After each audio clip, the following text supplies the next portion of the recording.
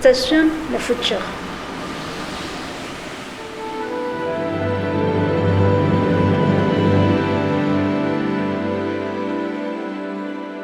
Mon rêve, c'est après la langue le français, je vais à l'université. C'est très intéressant, c'est pour moi, métier en sociologie. Parce que dans 10 ans, je suis sûre que ça va finir à l'université. Trouver ça bien travailler. Parce que dans 10 ans, je crois que toujours c'est la même chose, jaune. Voilà. Dans 10 ans, j'habite à Lyon. J'intéresse à Lyon. Dans 20 ans, je crois que c'est ma maison forte. Elle grandit, elle est bien métier. Je crois que c'est beaucoup riche. Parce que j'ai 3 enfants, ma maison forte, elle est finie l'université. Ouvrir une entreprise. Fakonda dans 40 ans, c'est la même chose, jeune, fort femme. Fakonda, elle est finie l'université, c'est qu'on aide des gens. Juste aider des femmes afghanes. C'est parce que toutes les femmes afghanes, vraiment, elle a beaucoup de stress. Elle a beaucoup énervé. Elle ne connaît pas que c'est la vivre, ça veut dire quoi. Dans ma cour, je crois que quelqu'un m'a dit que Farkhonda, elle est pas. Farkhonda, elle est fort. Farkhonda n'est pas pauvre. Farkhonda, toujours, futur, jamais encore, elle ne porte pas.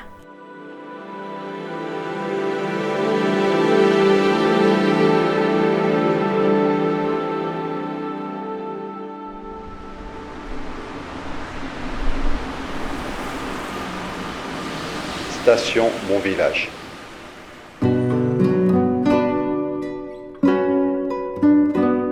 J'étais heureux dans ce village. Il y avait 2 fontaines de gentils gens simples et humbles avec leur générosité et simplicité. On habite en haut d'une colline. En hiver, on construisait des bonhommes de neige et en été, on avait 2 piscines qui étaient, à vrai dire, les fontaines où tous les moutons et les vaches venaient boire. On avait une maison en tuiles, mais quelle maison chaleureuse! Dans notre école, chaque année, en hiver, nous distribuaient des babioles et des fringues. Il y avait 2 épiceries. Dans la colline, on avait une forêt où souvent j'allais me promener avec mon chien.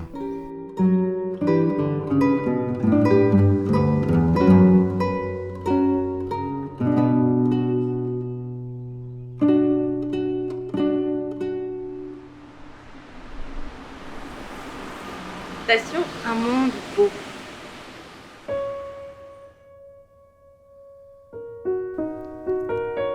Demain, dès l'aube, à l'heure où blanchit la campagne, je partirai. Je sais que tu m'attends, écrit Victor Hugo à sa fille. À mon tour, je vous écris, mes filles. Je vous écris du musée où j'ai passé de nombreuses années, où j'ai côtoyé une civilisation puissante, mais réduite à peu aujourd'hui, une civilisation que j'ai tenté d'appréhender. Mes journées ont été riches de rencontres, d'émotions, d'interrogations et de réponses. Et toujours, au beau milieu, il y avait l'humain. Demain, je partirai. Demain, quand je ne serai plus, vous serez forte, puissante, curieuse et confiante. Car au beau milieu, il y aura toujours l'humain. Et même si l'humain n'est pas toujours simple, même si l'avenir qui vous est prédit est sombre et pessimiste, demain, vous serez armés d'amour, de compréhension, d'intelligence et d'ouverture. Demain, vous serez à votre place, ici ou ailleurs, mais toujours au beau milieu. Vous saurez porter vos idées. Vous construirez un monde beau, meilleur, votre monde. Demain, dès l'aube, à l'heure où blanchit la campagne, je partirai. Mais je suis rassurée, je sais que vous ne m'attendrez pas.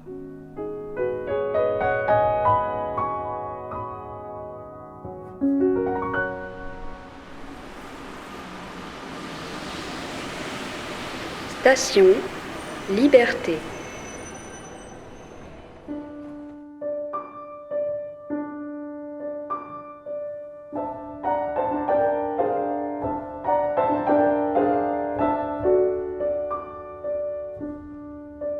Un jour, de ma fenêtre, je pourrai contempler la nature car je n'habiterai plus en ville. J'aurai un camion aménagé ou une caravane, en fait, n'importe quel véhicule, tant que je peux y poser un matelas et partir quand le besoin de liberté se fera sentir. Je me poserai dans les montagnes, admirant les magnifiques paysages que nous offre notre belle planète. Et tu seras toujours là, en ma compagnie, car au fond, tu n'es jamais vraiment parti. Dans mon jardin, il y aura un olivier, symbole de paix, de retour au calme et à la sérénité. C'est pour ça que ce prénom te va si bien. De temps en temps, je me poserai en dessous pour bouquiner. Sûrement un livre anticapitaliste que tu m'avais conseillé. Ainsi, ce sera comme si nous le lisions ensemble. Nous n'avons peut-être pas changé le système, mais je resterai libre dans mon cœur, tout comme tu l'étais. Je te le promets, papa.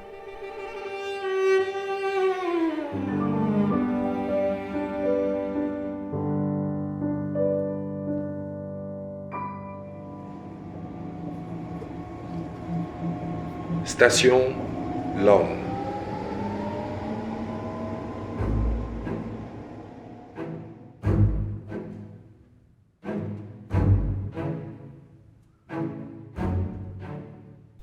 Un jour, un rêve, un espoir. Tel est l'arrêt de tram où j'ai choisi de voler un peu de votre attention. Le principe de cet exercice voudrait que je vous parle de moi, de mon rêve et de mon espoir. Hélas, je n'ai de rêve et d'espoir que vous, parce que je suis en vous. Donc permettez-moi de parler de nous. Pour cela, je ne vais pas me réclure dans les prisons des formalités. Vous aurez constaté que je n'ai même pas condescendu à vous dire bonsoir. Et cela n'est aucunement un dessein de malfaisance. C'est juste un choix. Ce n'est non plus une manifestation d'arrogance, mais une expression de ma liberté. Cependant, n'allez pas croire que je ne vous aime pas. C'est le contraire qui est vrai. Revenant sur mon exercice, je le conclurai par l'espoir que m'impose le libellé de ma présentation. Mais une fois de plus, je ne resterai pas longtemps dans les geôles de la formalité, parce que cet espoir-là n'est pas seulement le mien, mais il est de tous. Tous ceux qui ont en partage la vie et le savent. Cet atelier a le mérite de m'avoir permis de comprendre que l'art, c'est l'essence de la vie, que c'est la vie elle-même. Car sans art, l'humanité ne serait même pas sortie de son berceau africain. Sans art, il n'y a pas de vie. Partout où la nature a créé la vie, elle a au préalable créé les conditions pour que la vie soit. C'est de l'art. La vie est fille de l'art. Tout est art. Sans art, c'est le néant. Nous sommes une seule famille, la famille humaine, et notre art commun est l'humanité. Préservons-le. Ecce homo.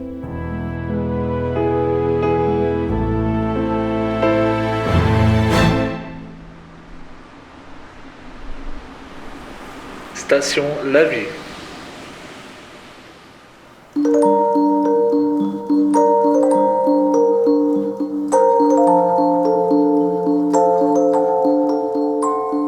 Il y a longtemps, quand j'étais petit, je vivais à la campagne avec mes parents, mon frère et ma sœur. On avait des animaux, des vaches, des moutons et des poules. On avait aussi un potager avec des légumes.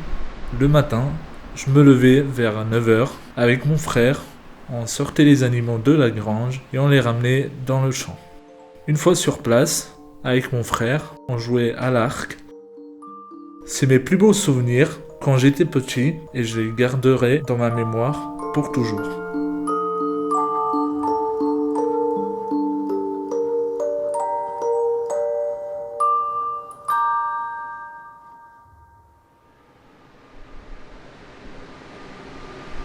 Station Méditerranée.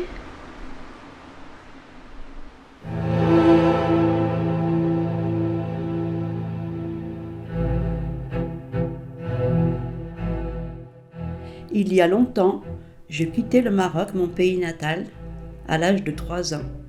Le voyage a commencé à dos de mulet, puis le train, le bateau et à nouveau le train. Ce qui m'a le plus marqué, c'est la mer Méditerranée. Je n'avais jamais vu autant d'eau d'un coup et je n'avais jamais vu un bleu pareil, un bleu profond, intense. J'étais fascinée et le bleu est devenu depuis ma couleur préférée. C'était une couleur qui m'apaise jusqu'à aujourd'hui, 50 ans plus tard. Le train, j'ai pas trop aimé, ça faisait beaucoup de bruit et ça donnait le tournis. Puis enfin, l'arrivée à Bourg-en-Bresse, où mon père venait nous accueillir, lui qui vivait ici depuis très longtemps déjà. Il nous a conduits dans un endroit très bizarre, avec des personnes habillées en blanc, qui parlaient une langue incompréhensible que je n'avais jamais entendue. Ils étaient plutôt souriants et bienveillants et m'ont examiné sous toutes les coutures. J'ai compris bien plus tard que c'étaient des médecins et infirmières qui nous avaient fait passer une visite médicale. Aujourd'hui, il m'arrive encore quelquefois de rêver de ce voyage extraordinaire et je pense que c'est de là que vient mon goût pour les voyages.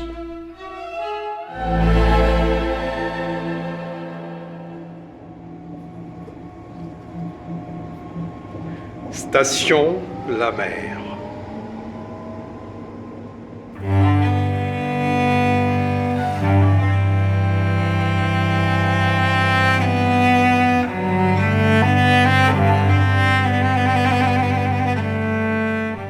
Il y a longtemps, quand j'étais tout petit, j'allais à la mer avec mes copains pendant les vacances scolaires. Entre mon village de pêcheurs, la société électrique, il y avait un pont. Je m'amusais à traverser le pont pour aller nager de l'autre côté. Le hasard avait fait que M. Lepont, l'ingénieur en chef de la centrale, s'appelait M. Lepont. Notre amusement principal, c'était de s'approcher et de crier « M. Lepont est sur le pont ». Il était toujours statique. Je voyais sa fine moustache impeccable, une structure de fer. M. Lepont était toujours là pour nous gâcher la fête. De temps en temps, il laissait les femmes porteuses passer le pont de l'autre côté de la rive. Mais lorsque M. Lepont s'en alla du pont, le soleil commençait à se coucher. La plage se vida, nous nous retrouvâmes au village. Notre jeu de cache-cache avec le mot M. Lepont avait épuisé nos nuits, furent courtes. De temps à autre, je dormais dans les bras de ma maman. Dans notre grande cour où tous les soirs se passait un spectacle cassac de chants pour chasser les mauvais esprits des circoncis. À chaque jour son spectacle, course de pirogue, régate, mbapat, lutte, sabar, danse des femmes. Les vacances à peine terminées, je retournais à l'école française. J'avais envie de revoir mes sœurs.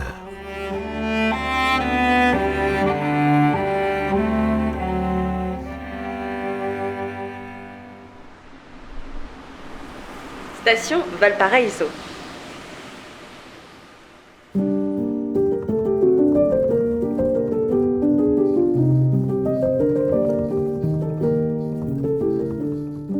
Il y a longtemps, il y a 14 ans exactement, Valparaiso. Une maison vert clair, perchée sur le Cerro Alegre, un funiculaire et des routes cabossées qui, par temps de pluie, ressemblaient à des torrents agités de montagne. Une vie en coloc, Mareike, Sébastien, Ravira, James. Il y avait les jours de marché, les goûters au pain fromage et avocat. Cette coloc, c'était un cocon, à l'écart de l'énergie inspiratrice. C'était comme un musée à ciel ouvert, ouverture sur le Pacifique, port historique, des années d'échanges maritimes et des relations à travers le monde. De l'université au petit café bohème au bout de la rue, je me sentais bien, au bon endroit, au bon moment. J'étais portée par toutes ces belles rencontres et toutes ces belles amitiés. C'était un moment clé dans ma vie et je le savais.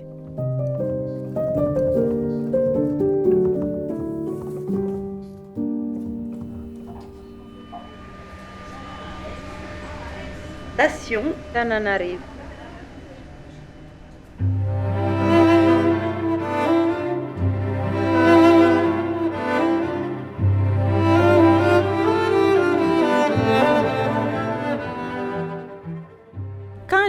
bac, je suis partie à Madagascar pour faire mes études universitaires. J'ai pris l'avion pour la première fois à Majinga pour aller à Tananarive. J'avais peur, c'est un pays étranger, je ne connais pas la langue malgache. On a pris l'avion Air Madagascar, on est arrivé à Majinga. On a pris un taxi pour aller à l'hôtel, on va continuer le voyage, on est monté dans un bus qui va faire 12 heures de route à Tananarive. Au départ, déjà j'ai peur, je regrette le trajet. À 5 heures du matin, on est arrivé à Tananarive.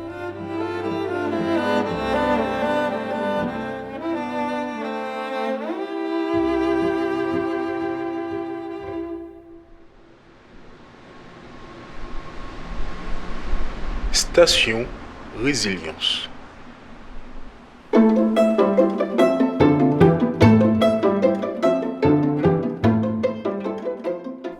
Hier, j'étais quelqu'un de très timide, renfermé, naïf et j'en passe. Durant mes années collège et lycée, j'étais en surpoids, presque obèse. Et honnêtement, je me sentais mal dans ma peau, à la fois mentalement et physiquement. Je n'avais pas du tout d'estime de moi et je me disais que ma vie ne servait à rien, sinon qu'à être le souffle-douleur de mon entourage. Là où tout a basculé, c'est quand mes parents m'ont inscrit au club de judo. C'était une grande période de ma vie, car c'est la première fois que j'avais quelqu'un qui croyait en moi. C'était la professeure de ce club. La première personne à m'encourager et à me dire que j'étais capable d'accomplir de belles choses, que je n'étais pas nul, comme on me le rabâchait constamment. Ces paroles m'ont touché au plus profond de mon être. Et mon changement a d'abord été mental. J'avais une vision de plus en plus positive sur ma personne, et de comment je pourrais me projeter dans l'avenir. Et petit à petit, le vrai Willem qui était enfoui au fond de moi s'est révélé au monde extérieur, et ce, de par bien des manières. D'abord par ma confiance et mon estime de moi qui se consolidaient au fur et à mesure, ainsi que le façonnage d'un corps plus fonctionnel et agréable dans ma vie au quotidien. Mois après mois, année après année, à force de travail et de conviction, j'ai pu prendre ma victoire sur ces problèmes mentaux et corporels qui ne cessaient de me tirer vers le bas.